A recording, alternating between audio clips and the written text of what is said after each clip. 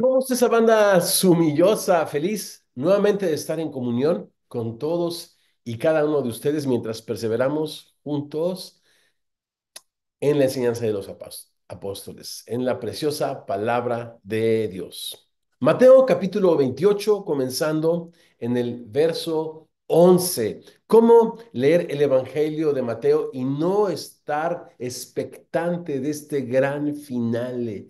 Toda potestad me es dada en el cielo y en la tierra, dice nuestro Señor resucitado. Por tanto, increíble conector, id y haced discípulos a todas las naciones. Ese gran finale yo lo he estado esperando desde que comenzamos el Evangelio de Mateo hace ya algún tiempo. Finalmente llegamos. Y sin más preámbulo, abramos nuestras Biblias en el capítulo 28 de Mateo, comenzando en el verso 11, el gran final. Mientras ellos iban, he aquí, unos de la guardia fueron a la ciudad y dieron aviso a los principales sacerdotes de todas las cosas que habían acontecido. Y reunidos con los ancianos, habido consejo, dieron mucho dinero a los soldados, diciendo, digan ustedes, sus discípulos vinieron de noche y lo hurtaron, estando nosotros dormidos. Y si esto lo oyere el gobernador, nosotros le persuadiremos y les pondremos a salvo. Me acompañan a hacer juntos una oración. Padre precioso, gracias por esta oportunidad, repito, de estar nuevamente juntos, verdaderamente unidos, Señor, en tu nombre, en tu amor, perseverando, Señor, en tus enseñanzas. Padre, a nuestra familia hermosa, a la que pertenecemos de Semilla Virtual, te pedimos que nos abras los ojos para que veamos en tu palabra las maravillas de tu ley y contemplando en ella, Señor, tu gloria como en un espejo, sigamos siendo transformados a tu imagen, a fin de ser estos agentes de transformación y cambio que extienden tu reino, Señor, en cada rincón de este mundo, Señor, que veniste a redimir. Oramos esto y más en tu precioso nombre, y los semillosos decimos así sea. Amén y amén. Qué interesante, ¿no? El dinero también es o es uno de los personajes que Mateo arroja aquí en este gran final de su evangelio. Al dinero le vimos corromper el corazón de Judas. Después de hacerlo, fue arrojado al templo para contaminarlo nuevamente. Ahora, el dinero corrompe a los guardias, quienes a su vez usan el dinero para robarle el derecho al pueblo de conocer la verdad. El dinero, el dinero, el dinero. Estos falsos líderes operan también bajo la creencia de que todo el mundo tiene un precio. ¿Lo notaron? Incluso el gobernador, quien si llega, ellos dicen, a enterarse, no se preocupen, ellos aseguran tener la capacidad de poder también corromperlo. ¿Cómo? Pues con dinero. Ya lo decía Pablo en su primera carta a Timoteo en el capítulo 6, verso 10, porque raíz de todos los males. No dice que la raíz de todos los males, sino que el dinero está presente en todos los males.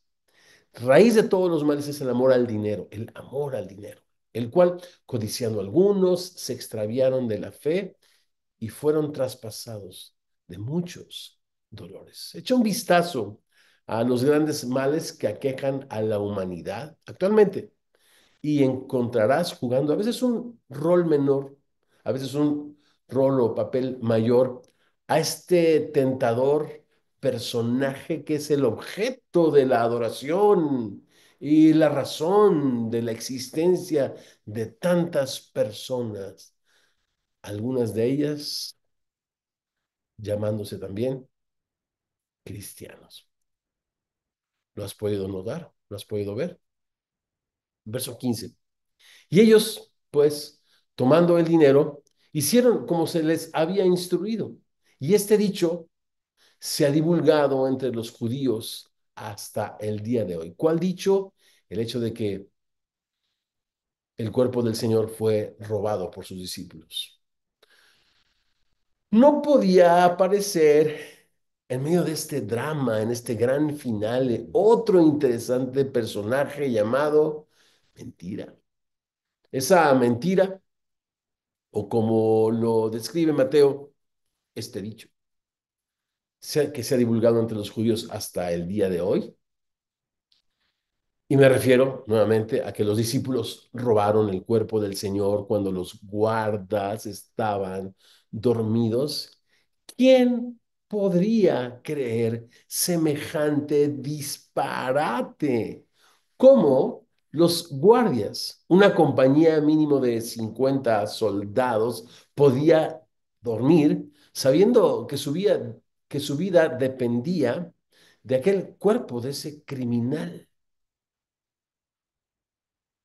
Su vida dependía de que ese cuerpo, el cuerpo de Jesús, ese criminal en su mente, no fuese robado. ¿Recuerdan el capítulo 12 del libro de los Hechos cuando Herodes buscó a Pedro en la cárcel después de haber decapitado a Jacobo, cosa que agradó al pueblo y estaba a punto de hacer lo mismo con Pedro?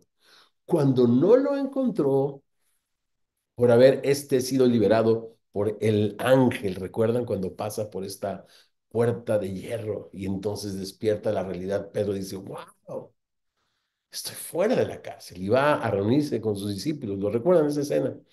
Muy bien, llega Herodes, busca a Pedro, no lo encuentra e instantáneamente manda a matar a toda la guardia de soldados. Pero, volviendo a este personaje interesante de la mentira, es mucho más fácil creer una mentira absurda como 50 soldados se durmieron y el cuerpo del Señor fue robado por sus discípulos. Es más fácil creer esa mentira que enfrentarte con la verdad, porque la verdad nos confronta y exige de nosotros un veredicto. Pero la verdad, familia preciosa, sabemos que nos confronta, nos quebranta, y cuando nos humillamos ante la verdad nos hace libres. Cuando la recibimos en humildad, en arrepentimiento y en fe. Jesucristo es la verdad. Su palabra es verdad. Y aquí un par de preguntas de reflexión. ¿Qué puede hacer alguien para no ser vulnerable a la mentira? ¿Qué estás haciendo tú para no ser vulnerable a este tentador enemigo que se nos presenta todos los días de una manera seductora? Verso 16. Pero los 11 discípulos fueron a Galilea, al monte donde Jesús les había ordenado. Y cuando le vieron, le adoraron. Pero algunos dudaban. Este verso tiene muchísima riqueza. Vamos a reflexionarlo juntos. Primeramente, hablemos del monte. El monte en el Evangelio de Mateo es un lugar o el lugar de la revelación divina.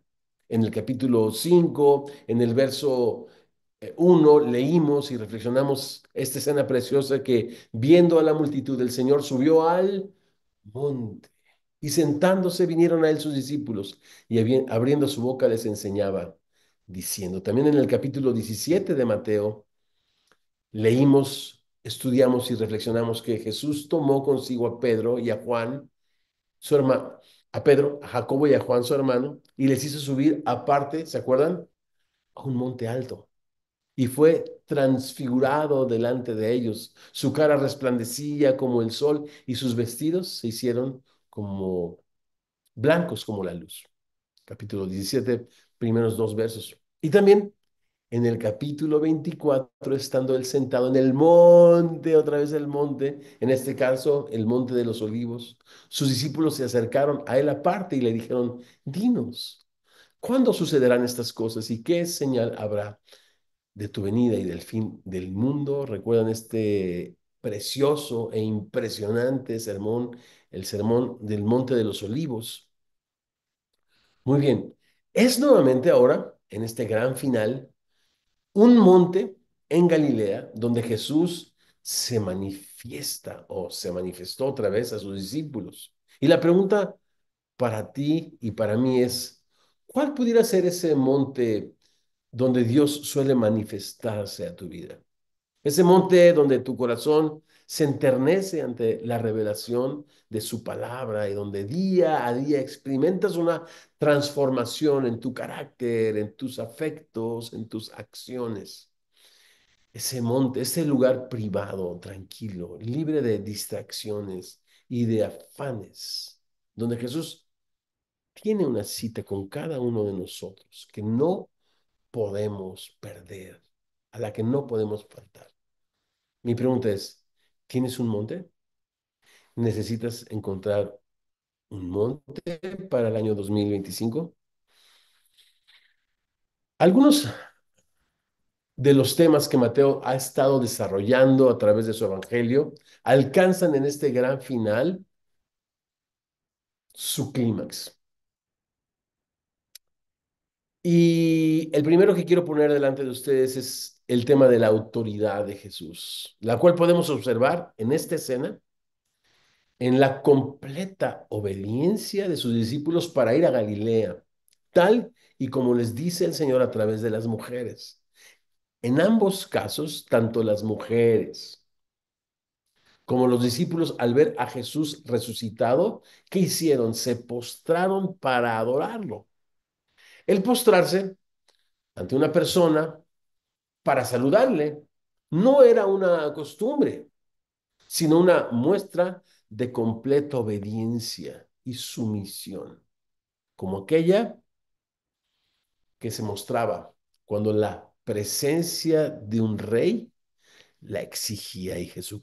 Y los discípulos están delante del Rey de Reyes y Señor de Señores. Y finalmente esa obediencia y la autoridad de Jesús llega a su clímax en esta completa sumisión de sus discípulos. A diferencia de Satanás, interesante, jamás Jesús pidió el ser adorado. Fue adorado, claro, porque es Dios, Dios con nosotros. Pero a diferencia de Satanás, él no pidió ser jamás adorado. Cuando Jesús fue tentado por Satanás en el desierto en busca de adoración, Jesús expresó, citando las Escrituras, que solo Dios es digno de servir y adorar, lo cual desde mi perspectiva son sinónimos. ¿Cuántas cosas hay, o casos, mejor dicho, hoy en día, cuántas casos, son el objeto de la adoración y del servicio que los cristianos prestamos o damos a algo o a alguien? Es interesante dar de nuestro tiempo, de nuestros recursos, poner algo por encima de la lista de prioridades, terminar así el año y comenzar así el año. Es postrarnos, es someternos. Y eso dice la Biblia, que si alguien, el que es vencido por algo, es esclavo de lo que lo venció, ¿no? Estos discípulos finalmente se someten a la autoridad y al señorío de nuestro Salvador y Señor. Con la adoración de los discípulos a Jesús, Mateo pues nos da a entender que la historia ha llegado a su final. Ha llegado justo a donde comenzó. ¿Cómo comenzó? ¿Lo recuerdan? Estos sabios de Oriente preguntando, ¿dónde está el rey de los judíos que ha nacido? Porque su estrella hemos visto en el Oriente y hemos venido a adorarle. El Evangelio comienza con la adoración y termina con la adoración que solo el Rey de Reyes, repito, y Señor de Señores, merece, porque Él es digno de recibirla. Toda la gloria, toda la honra, el poder y la autoridad son de nuestro Dios. A Él le pertenecen y nosotros, sus discípulos, la reconocemos y nos sometemos amorosamente, voluntariamente a ella. Otro tema interesante es el del verso 17 que dice que cuando le vieron, le adoraron, pero algunos que, ajá, algunos dudaban. No me digas que siguen algunos dudando. La duda es uno de los temas también que Mateo ha estado construyendo Y la duda no se refiere a un corazón malo de incredulidad, no, no, no, no, sino a una poca fe, como aquella que precipitó a Pedro, ¿recuerdan? En el mar cuando dudó de Jesús en el capítulo 14. La duda es una desconexión entre los hechos o la revelación de Dios y nuestra falta de respuesta o nuestra falta de acción, el titubear en nuestra respuesta, el vacilar ante su revelación. Si Dios cuida de las aves, dice Jesús en el capítulo 6, ¿no hará mucho más con ustedes, hombres de poca fe? O en el capítulo 8, ¿por qué tienen miedo, hombres de poca fe, cuando están en medio de la tormenta en el mar de Galilea? O en el capítulo 16, en el verso 8, ¿por qué discuten entre sí que no tienen pan, hombres de poca fe? O en el capítulo 16, en los versos 20 y 21, cuando se vieron imposibilitados de liberar del demonio al muchacho lunático de ese padre desesperado que vino a Jesús después de su transfiguración en el monte. ¿Por qué no pudimos echarlo? Le preguntan sus discípulos. Y Jesús les dijo, por causa de su poca fe. Esta desconexión, repito, entre la revelación de Dios y nuestro accionar, este titubear, ¿no? Este dudar, este llegar tarde, el no alinear su revelación con nuestra respuesta de obediencia, de confianza y de fe.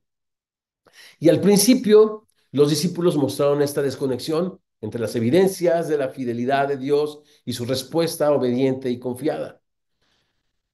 Pero ha pasado el tiempo y les seguimos viendo batallando con esto a lo que Mateo se refiere como duda.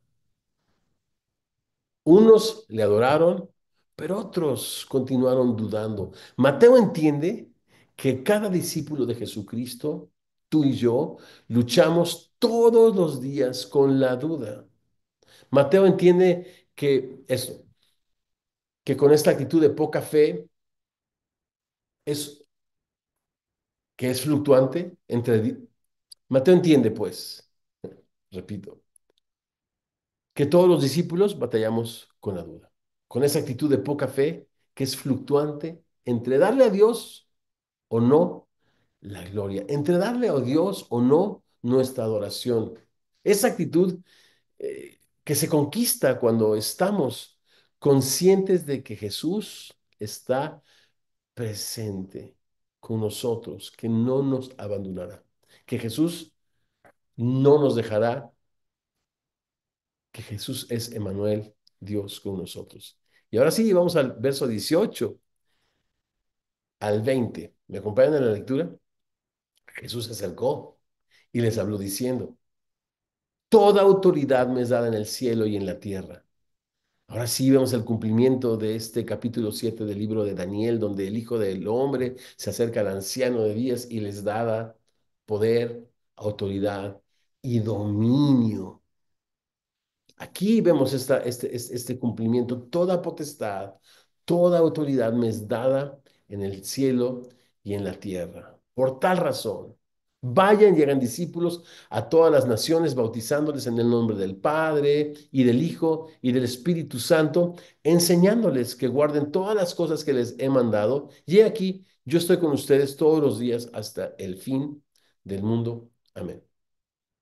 Toda esta sección está unida con la palabra toda, toda potestad, todas las naciones, todas las cosas que Él nos ha mandado, todos los días hasta el fin del siglo. Parece que este concepto total es como el pegamento que une todas estas ideas. Y me da demasiada emoción y siento plena confianza cuando Dios, el Todopoderoso, habla de esta forma. Solo Él puede hablar así. Solo puede Él ser capaz de hacerlo y hablar de todas las cosas, de todas las naciones, de todos los días, de toda la autoridad. Él es Dios sobre todas las cosas y sobre todos nosotros, bendito por los siglos de los siglos.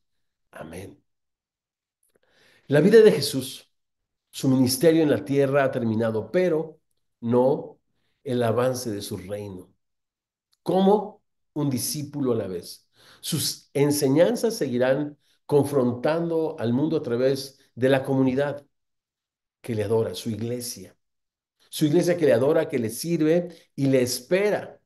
Los discípulos no somos enviados a obedecer sus mandamientos confinados dentro de cuatro paredes, sino enseñar su palabra con la autoridad misma que le fue dada a Jesús. El conector este, al que se dio referencia hace un momento, por tanto, pues, es sumamente descriptivo. Toda potestad me es dada en el cielo y en la tierra. Por tanto, es como el clímax del ministerio de Jesús, su presentación, su ministerio, su pasión, muerte y resurrección, se hallan en este conector. Por tal razón, nosotros hemos de ir y hacer discípulos. Esta tarea de ser y hacer discípulos, según lo ordena Jesús, no ha terminado, según lo leemos en este gran final. Y continuará, familia preciosa, hasta el fin del siglo. Esa es la razón de ser de la iglesia. Ese es el propósito de nuestra existencia, ser testigos de su poder, de su amor y de su resurrección, haciendo discípulos, avanzando su reino, un discípulo a la vez. Y yo tengo preguntas. ¿En qué parte de la tarea que Él nos encomendó estás? ¿Te estás discipulando? ¿Estás haciendo discípulos? Otra pregunta es, ¿cómo los estás haciendo? ¿A tu manera o a la manera de Jesús? ¿En el orden y de acuerdo con tu iglesia, en comunión, en comunidad? Interesantes preguntas para reflexionar y para edificarnos unos a otros. Los discípulos salimos en su nombre y bajo su autoridad para cumplir con la tarea. Pero eso no significa que será fácil, porque al leer este gran final pudiésemos abrazar una falsa expectativa de que, como dice este proverbio latinoamericano, el ministerio será algo así como miel sobre hojuelas. No, no es así. No es así. Los discípulos, pues, hemos de salir para caminar el camino que Él caminó, un camino de rechazo y sufrimiento, mientras la presencia de Jesús a cada momento, familia, nos fortalece y su promesa de ser recompensados permanece. En este sentido, existe, y me llama mucho la atención, un contraste notable entre los evangelios. El apóstol Juan enfatiza que es necesario que Jesucristo se vaya, porque si no se fuese, no enviaría al Consolador, el Espíritu de verdad. Y dice Jesús que está con ustedes, pero que estará en ustedes. Y ese es el gran énfasis, pues, de Juan, la partida de Jesús para que el Consolador venga. En el caso de Lucas, termina su evangelio haciendo referencia a la ascensión de Jesús, cuando fue recibido arriba. Pero en contraste, Mateo no habla ni del consolador y la necesidad de que Jesús se vaya, o de la ascensión y como le vimos ir, regresará nuevamente, sino Jesús dice, para esta tarea, la evangelización del mundo, la razón de la existencia de la iglesia, yo estoy con ustedes todos los días hasta el fin del mundo. Y este es un tema también que él ha estado desarrollando desde el principio de su evangelio, porque fue el ángel el que anunció el nacimiento de nuestro Salvador con estas palabras. Y llamarás, he aquí la Virgen concebirá y dará a luz un hijo y llamará su nombre Emanuel, que traducido es Dios con nosotros. Desde el principio, Mateo enfatiza que Jesús no se va, que Jesús se queda, que Jesús está presente con nosotros todos los días hasta el fin del mundo. Entonces, armando un poco el rompecabezas, toda autoridad y toda potestad les dada a Jesús, nos es conferida a nosotros, es una autoridad espiritual para que mientras nos ordenamos bajo la autoridad de su palabra, poniéndola por obra cada discípulo, nosotros somos entonces acreditados por Él, empoderados por Él, para extender su reino a través de la enseñanza y la predicación del Evangelio. Pero eso no significa que no será sin rechazos, ¿no? ¿Cuántas veces Jesús dice que seremos perseguidos y rechazados por causas del Evangelio? Y que dirán toda clase de calumnias y males en contra de sus discípulos, mintiendo, confíen y gócense, porque su galardón es grande en los cielos. Pero lo que nos fortalece, lo que nos anima y lo que nos consuela es que su presencia estará con nosotros. Eso fue lo que le dijo a Moisés. Cuando a Moisés lo, lo envió a dirigir al pueblo de Israel hacia la tierra prometida, Moisés le dijo, Señor, yo no voy si tú no vas conmigo. Y Jesús le dice, mi presencia irá contigo y te dará descanso. Es precioso porque otra vez alrededor de la idea de la presencia de Dios hay un chorro de ideas místicas y lo peor de todas esas ideas son ideas autocomplacientes, homocéntricas, centradas en nosotros, pero la presencia de Dios, cuando lo leemos en la Biblia, está asociada con la misión cristiana, con la tarea que se nos ha encomendado. Quizás tú puedas decir, y es que yo nunca he experimentado la presencia de Dios. Yo quiero preguntarte, ¿has llevado a una persona a los pies de Jesucristo? Si lo has hecho, estoy seguro que has experimentado su presencia, su amor derramado en tu corazón, su compasión, su poder, haciendo que las lágrimas en el rostro de la persona que está llevando a Cristo y su corazón se quebranten, vengan del Señor, que su vida sea transformada, un consuelo, un gozo indescriptible. Su presencia va con nosotros. Y otra vez, si tú no has experimentado la presencia de Dios, es que quizás no estás sumándote a la tarea que le da razón a la existencia de la iglesia de Jesucristo. ¿Cuál es esta? Ir y hacer discípulos. Algunos discípulos, por nuestra poca fe, dudaremos, lucharemos, pero al final el hacer discípulos será, familia preciosa, la razón misma de nuestra existencia. Estaremos con una miniserie llamada Crepúsculo, este resplandor del cielo, de luz en el cielo cuando el sol se mete, cuando se acaba un libro, cuando terminamos, familia, de leer y reflexionar en un libro, hay bastante luz que se queda en nuestra mente, en nuestro corazón y permaneceremos un par de semanas todavía reflexionando en, digámoslo así, lo mejor de Mateo. Yo te invito a que esta semana, aparte de tus conversaciones en célula, en tu cuadernito de devocionales, vayas anotando aquellas cosas, revisando tus notas, porque las estaremos compartiendo durante las próximas semanas. ¿Les parece que oremos, Señor hermoso? Qué gran final, tan precioso, Señor. Emanuel, Dios con nosotros fue anunciado, fue manifestado, fue creído, como dice Pablo. Emanuel, estás con nosotros.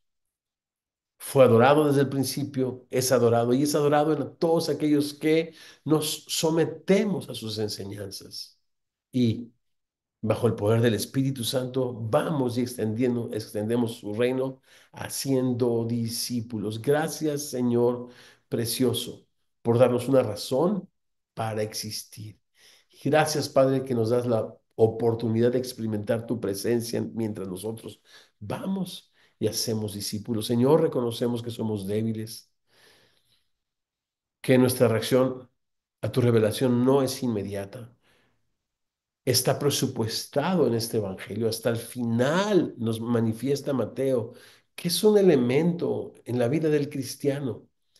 No la incredulidad, que es algo maligno, sino una duda, una confianza que titubea, una confianza que a veces tarda en percibir tu presencia y tu fidelidad en medio nuestro. Y eso está presupuestado, Señor, y como dice Pablo a Timoteo, pero tu gracia es mucho mayor en la fe y el amor que es en Cristo Jesús. Te damos gracias, Señor, por este precioso evangelio, Señor, que permanecerá en nuestra mente y en nuestro corazón. Ayúdanos, Señor, estas semanas a revisarlo, a releerlo y a que se quede en lo más profundo de nuestros corazones, Señor. Como, Señor,